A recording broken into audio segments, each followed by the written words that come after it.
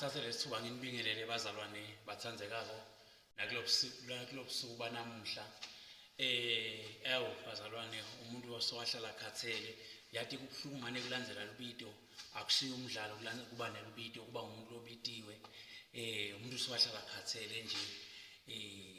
sowahlala ngadziniwe kuyavakala. Noko bazalwane ngifuna nje ukukhuluma indzaba kafishane lapha sihloko la sithi khona Kutawbusa Bani Emva Ngwenyama Mswati wesithathu. Sihloko leso simile ngubani inkosi letawubusa emva Ngwenyama Mswati wesithathu. Lithi livi laNkulunkulu konke lokuphilako kuyati ukuthi kutakufa. Lokho kuyasinika lokho ukuthi kusho ukuthi kufanele silungiselele ngoba nakanjani nathi sitawufa noma ngubani utawufa neNgwenyama kutawufika isikhathi sawo sokuthi ikhothama. So uma ikhothama ibushiya kubani lobukhosi ilishiya kubani lelive. Nawo ke lamagama lengifuna ukukhuluma ngawo mhlambe ngingakangeni ngadipha lapho ngidawucela ukuthi ngicele lokho ukuthi uyathi ungathi ngingacina kakhulu ekuphepha mani around iNgwenyama ungathi ngingaqiniswa kakhulu ekuphepha ngisho ukuthi ngacini kodwa nje uyafika moya kuloko ukuthi kulamalanga nje ngihlushwa ngombono kakhulu ungathi nje dingaqiniswa kakhulu lento ekuphepha ikakhulu kade uma iNgwenyama in public khona singanobona naku lokwabonwa ngubani lona Rabini waka Israeli na ngubani lo bathi ngibani legama lo mJapan lo Shinzo Abe something like that ndalikhumbula kahle legama something like bo Shinzo Abe something like that ndalikhumbula but nje kuze singakuboni lokwabonwa ngilabani laba bo Rabini ngicela ukuthi tekuphepha nje around inkosi ake sethi tiqiniso kakhulu tiqinile kodwa nje asetihlale nje tinake sisiwe kakhulu kodwa kulokunaka kwakhe kuphinde kunakwe nje nalabantu empelweni lokuphila kwabo ukuthi kahle kahle bayayiphilela impilo inkosi ngoba kuna into nayi lesingayifunzi leyendeka kuJesu uyendeka uhambisana nemuntu kanti uhamba naJudas uhamba nemlokuqabuzako kanzi lokuqabuza kwakuthi akukhokhela ngempilo yakho kuyavakala. Angikho lapho lala ngikhona khona ngisekuthenini kutawubusa Bani emva kweNgwenyama. Ngitawuqela mina kulomzelo ongangeNgwenyama nakulabazala nje bonke belive ukuthi ake sebamane bafunze ngilandi ngiyakuthanda lokwentwa ngemangisi lokuthi kuvele kwatiwe nje ukuthi nyalo kusabusa inkosi lengibani emva kwayo kutawubusa inkosi lengibani itawuthatha ibuse emva kwalenkosi lento ivele icace nje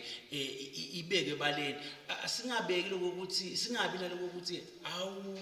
utase makathi ukuthi utaba inkosi utase ufuna kungibulala so justice of course akukho lokho kutawusita lokuthi lo muntu alungiselelwe atiwe one kutawenza ukuthi nana naye aqale lokupracticeiswa lobukhosi ngesikhathi afunze akwadi akhona ukuthi utiphatha kanjani in public aku understand kunekuthi nje lijaha selidzala selikhulile 32 ematinyo selidzakwe nekudzakwa dalisa lapha nalapha sekwawo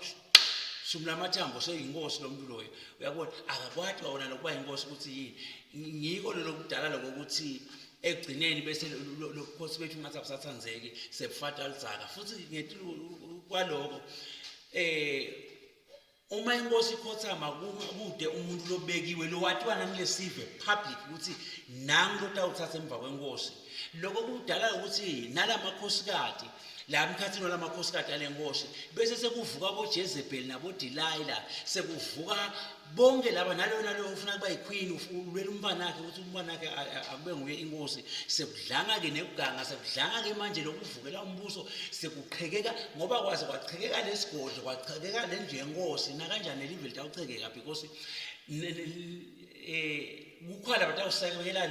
lona umfathi ofuna kuba indlovukazi khwala batawusekela lona khwala batawusekela lelijaha leli noma ke lelizinyane leli lelifuna kuba inkosi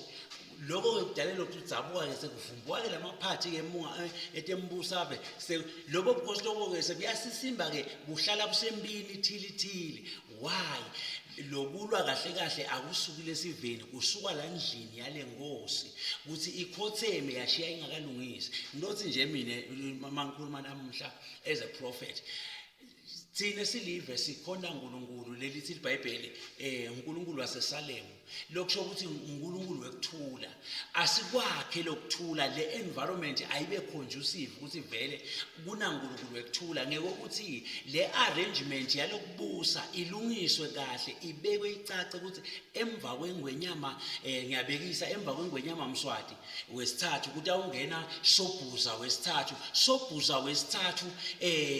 ligama lakhe lekudalwa nguPrince Soren so kuqace nje lento kuhlobe kutawuvimbela lokuthi nalabantwana benkosi bese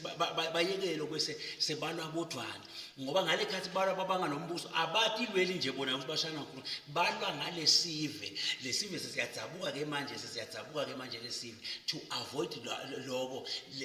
lesihlalo sebukhosi asesibeke kahle asekuyinkosi nje sekene public announcement ikaye ngekuthi sebahleli phasi